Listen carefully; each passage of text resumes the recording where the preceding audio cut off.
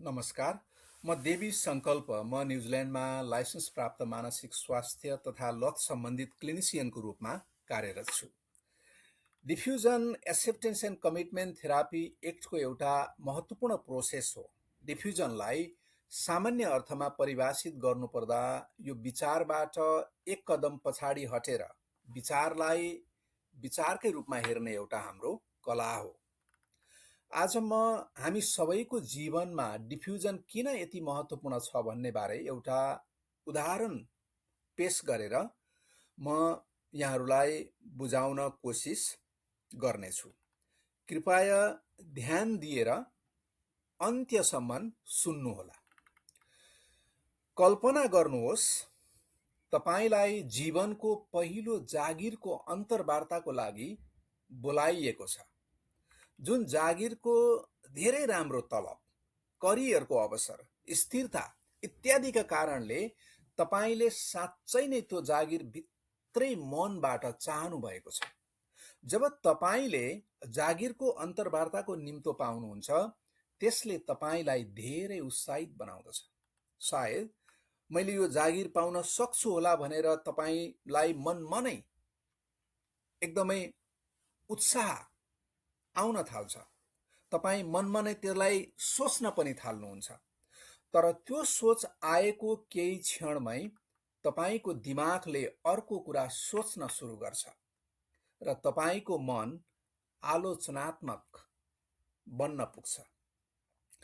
विगतका तपाईँका शिक्षक, परिवार, साथीभाइ वा अन्य मानिसहरूले भनेका नकारात्मक कुराहरू एकाएक तपाईँ सम्झन थाल्नुहुन्छ। तपाईँको मनले आफूलाई आफै भन्न थाल्छ, मलाई तिनीहरूले किन जागिरमा राख्ने? मसँग पर्याप्त अनुभव नै छैन, म प्रतिभाशाली पनि छैन, उनीहरूले सोधेका प्रश्नहरूको जवाफ म दिन पनि सक्दिनँ, मभन्दा अरू उम्मेदवार धेरै राम्रा पनि छन्, म सबै जवाफ राम्ररी दिन नै सक्दिनँ, त्यसपछि उनीहरूले पनि थाहा पाउँछन् कि म कति कमजोर उम्मेदवार हुँ भनेर, आदि इत्यादि कुराहरू तपाईँले सोच्न थाल्नुहुन्छ। त्यसैले मैले प्रयास गरेर पनि के फाइदा हुन्छ र, म जागिर नै पाउँदिन भन्ने जस्ता सोचहरू तपाईँको दिमागमा आउँछ। जब तपाईँमा यस्ता सोचहरू आउन थाल्छन्, तपाईँ आत्मविश्वासका साथ तयारी गर्नुको सट्टा तपाईँ आफैलाई शङ्का गर्न थाल्नुहुन्छ। त्यसपछि अन्तर्वार्ता नै रद्द गरिदिउँ कि जस्तो पनि तपाईँलाई लाग्न थाल्छ। फोन आयो भने पनि तपाईँलाई उठाउन मन नलाग्न सक्छ, वा जे गरे पनि हुनेवाला केही छैन भनेर आफू हतोत्साही हुन पनि थाल्नुहुन्छ। यी सोचहरू यति वास्तविक जस्ता लाग्छन् कि तपाईँ तिनलाई सत्य मान्न थाल्नुहुन्छ। तपाईँ साँच्चै आफू सक्षम छैन, मसँग मलाई काम दिन लायक केही गुणै छैन भन्ने विश्वास गर्न थाल्नुहुन्छ। यी केवल डर र शङ्का हुन् भन्ने देख्नुभन्दा तपाईँ तिनलाई तथ्य जस्तै गरी स्वीकार्न पुग्नुहुन्छ। जब तपाईँको मनले म असफल हुन्छु, उनीहरूले मलाई मन पराउँदैनन्, वा म यो जागिरका लागि पर्याप्त राम्रो मान्छे होइन भन्ने लाग्छ, तपाईँ त्यसलाई कुनै प्रश्न नै नगरी विश्वास गर्नुहुन्छ। परिणामस्वरूप तपाईँ निराश बन्नुहुन्छ। तपाईँको आत्मविश्वास पनि हराउन थाल्छ। बिस्तारै यी सोचहरूले तपाईँका व्यवहार र निर्णयहरू नियन्त्रण गर्न थाल्छन्। यदि तपाईँले साँच्चै यी सबै सोचहरू सत्य हुन् भनेर विश्वास गर्नुभयो भने तपाईँ किन अन्तर्वार्तामा जानुहुन्छ? किन तयारी गर्नुहुन्छ? किन आफ्नो सक्दो प्रयास गर्नुहुन्छ? यदि पहिले नै असफल हुने निश्चित छ भन्ने कुरा तपाईँमा विश्वास छ भने समयसँगै यी सोचहरू अझ सत्य जस्ता तपाईँलाई लाग्न थाल्छन्।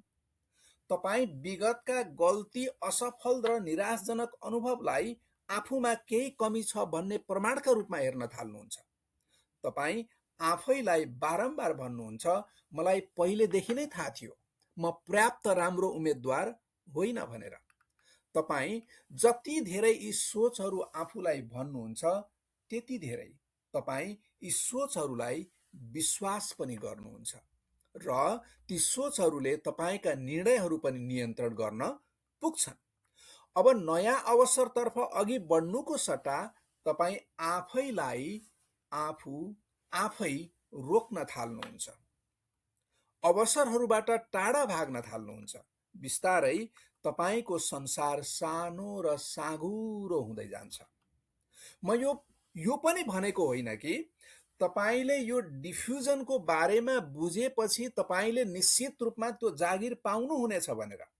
तर म यति चाहिँ भन्न सक्छु कि जब तपाईँ आफ्नो नकारात्मक सोचहरूबाट एक कदम पछाडि हट्न सिक्नुहुन्छ, त्यसपछि तपाईँलाई आफ्ना मूल्य र लक्ष्य अनुसार काम गर्न राम्रो अवसर पाउनुहुन्छ। जब हामी नचाहिँदा सोचको फन्दामा फस्छौँ, हामी सबै कुरा सोचले भने बमोजिम छिटो छिटो गर्न थाल्छौँ। हाम्रो दिमागमा एउटा नचाहिँदो सोच आउँछ, हामी त्यसलाई तुरुन्त प्रतिक्रिया दिन्छौँ। जस्तै माथिको प्रसङ्गसँग सम्बन्धित उदाहरण लिएर हेर्ने हो भने, म असफल हुन्छु भन्ने सोच तपाईँको दिमागमा आयो भने तपाईँ तयारी गर्न छोड्नुहुन्छ। उनीहरूले मलाई राख्दैनन् भन्ने सोच आयो भने तपाईँ अन्तर्वार्ताबाट नै भाग्न बेर लगाउनुहुन्न। अर्को कुरा, जब हामी डराउँछौँ, हामी प्रत्येक डरलाग्दा कुरामा हार मान्न थाल्छौँ। के बिग्रिन सक्छ भनेर सोच्दै बस्छौँ र अन्त्यमा केही पनि गर्दैनौँ। डिफ्युजनले हामीलाई यी सोचहरूबाट एक कदम पछाडि हटेर यी सोचहरूलाई हेर्न र नोटिस गर्न सिकाउँदछ। यसले हामीलाई प्रश्नहरू सोध्न मद्दत गर्छ। यो सोचले मलाई मद्दत गरिरहेको छ कि मलाई रोकिरहेको छ भनेर हामी आफैले आफैलाई प्रश्न सोध्न थाल्दछौँ। जति धेरै हामी हाम्रा सोचहरूलाई सोचकै रूपमा हेर्ने अभ्यास गर्दछौँ, त्यति नै हाम्रो सोच र हाम्रो व्यवहार बीच दूरी बढ्न पुग्दछ। जब त्यो दूरी हामी बढाउन सिक्दछौँ, त्यो दूरीमा हामी अर्को कुरा छनौट गर्ने अवसर पनि पाउँदछौँ। हरेक दिन हाम्रो दिमागमा अनगिन्ती सोचहरू आउँछन्। केही उपयोगी हुन्छन्, केही हुँदैनन्। हाम्रो दैनिक जीवनमा हामी डर, चिन्ता, आशा, निराश अनेक भावना अनुभव गर्छौँ।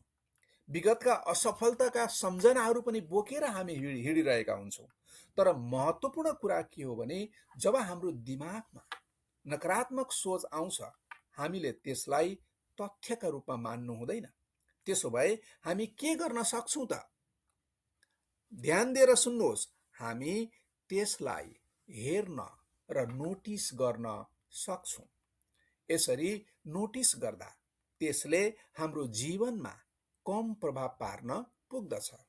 त्यसपछि हामी डरमा अड्किएर बस्नुको सट्टा अहिलेको क्षणमा के गर्न सकिन्छ भन्ने कुरामा ध्यान दिन सक्छौँ। उदाहरणका लागि, तपाईँसँग उनीहरूले तपाईँलाई जागिर दिने सम्भावना छैन भन्ने सोच आउन सक्छ। तर त्यो सोच हुँदाहुँदै पनि तपाईँ अन्तर्वार्तामा जान सक्नुहुन्छ। तपाईँलाई डर लाग्न सक्छ, नर्भस महसुस हुन पनि सक्छ, अस्वीकार हुने चिन्ता हुन पनि सक्छ। तर तपाईँ अझै पनि त्यो कोठामा प्रवेश गरेर आफ्नो सक्दो प्रयास गर्न सक्नुहुन्छ। हरेक डर लाग्दा तपाईँका सोचले तपाईँको निर्णय गर्नुपर्छ भन्ने कुनै पनि विश्वासिलो आधार छैन। जब तपाईँ धेरै सोचिरहनु भएको हुन्छ, आफैलाई एउटा सामान्य प्रश्न सोध्नुहोस्। ध्यान दिएर सुन्नुहोस्, के यो सोचले मलाई मद्दत गरिरहेको छ? त्यस्तै अर्को प्रश्न पनि सोध्नुहोस्, के यो सोचले मेरो जीवन राम्रो बनाइरहेको छ? धेरैजसो अवस्थामा तपाईँको उत्तर छैन भन्ने नै हुन्छ। त्यसपछि तपाईँ आफैलाई फेरि सोध्नुहोस्, म बन्न चाहेको व्यक्ति अनुसार अहिले मैले चाल्न सक्ने एउटा सानो कदम के हो? यो जागिरको प्रसङ्गलाई नै जोड्ने हो भने सायद त्यो कदम तपाईँले अन्तर्वार्ताको तयारी गर्नु हो भन्ने हुन्छ। त्यसपछि केही उत्तर अभ्यास गर्नुहोस्, कम्पनीबारे जानकारी लिनुहोस् वा केवल अन्तर्वार्तामा मात्रै भए पनि उपस्थित हुनुहोस्। सुरुमा यो तपाईँलाई सजिलो नहुन पनि सक्छ। यद्यपि तपाईँले गहिरो सास लिई आफू कति नर्भस छु भनेर हेर्नुहोस् र नोटिस गर्नुहोस्। हुन सक्छ तपाईँ अझै पनि आफू डराएर पहिले जस्तै व्यवहार गर्न पनि सक्नुहुन्छ। तर यो कुरा मनमा राख्नुहोस् कि त्यो सानो प्रयासले तपाईँको दिशा र दृष्टिकोणमा फरक पार्न पनि सक्छ। जब तपाईँ अभ्यास बढाउँदै जानुहुन्छ, तपाईँ डर र सोचलाई आफैबाट अलग भएको देख्दै जानुहुन्छ। त्यसपछि तपाईँ आफ्ना चिन्ताले होइन, आफ्नो छनोटले काम गर्न सक्षम हुन थाल्नुहुन्छ। त्यसैले म यो जागिरका लागि उपयुक्त मान्छे होइन भन्नुको सट्टा मसँग अहिले म यो जागिरका लागि उपयुक्त मान्छे होइन भन्ने सोच आएको छ भनेर बुझ्नलाई सिक्नुहोस्। वा मेरो दिमागले मात्रै मलाई म उपयुक्त वा राम्रो मान्छे छैन भनेर भनिरहेको छ भन्ने कुरा भन्नुहोस्, बुझ्नुहोस् र सिक्नुहोस्। यो सानो परिवर्तनले तपाईँलाई के सम्झाउँछ भने यी तपाईँको दिमागमा आएका कुराहरू केवल सोचहरू मात्र हुन्। यी तथ्य भने होइनन्। ती सोचहरू अझ असजिला लाग्न पनि सक्छन्, तर त्यसले तपाईँका निर्णयहरू नियन्त्रण गर्नुपर्छ भन्ने भने छैन। जब तपाईँ आफ्ना सोचहरूलाई स्वत विश्वास नगरी केवल नोटिस गर्न सिक्नुहुन्छ, तब तपाईँले डर हुँदाहुँदै पनि अगाडि बढ्ने अवसर पाउनुहुन्छ। तपाईँ अझै नर्भस, अनिश्चित वा चिन्तित हुन सक्नु पनि हुन्छ, तर तपाईँका लागि महत्त्वपूर्ण कुरातर्फ कदम चाल्न भने तपाईँ सक्नुहुन्छ। जागिर पाउनुभयो वा पाउनु भएन, अन्त्यमा तपाईँले एउटा कुरा भन्न सक्नुहुन्छ, मैले प्रयास गरेँ, मैले डरले होइन साहसले निर्णय गरेर मैले सामना पनि गरेँ भन्न तपाईँ सक्नुहुन्छ।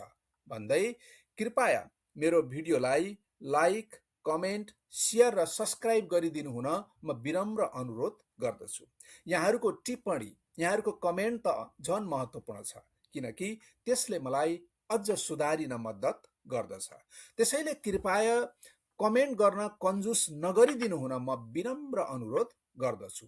यस्ता कन्टेन्टहरू यहाँहरूलाई रिलेट नभए पनि यहाँहरूका छोराछोरी, भतिजा भतिजी वा अन्य कसैलाई उपयोगी हुन पनि सक्दछन्। एउटा सानो सेयरले यदि कसैको जिन्दगीको दिशा र दृष्टिकोण परिवर्तन भयो भने यहाँहरूका लागि पनि यो खुसीको क्षण हुन सक्छ भन्दै यहाँहरूको शुभ दिनको कामना गर्दै र खुसी हुनुहोस्, मस्त हुनुहोस् पनि भन्दै म बिदा हुन्छु। हस्, नमस्कार।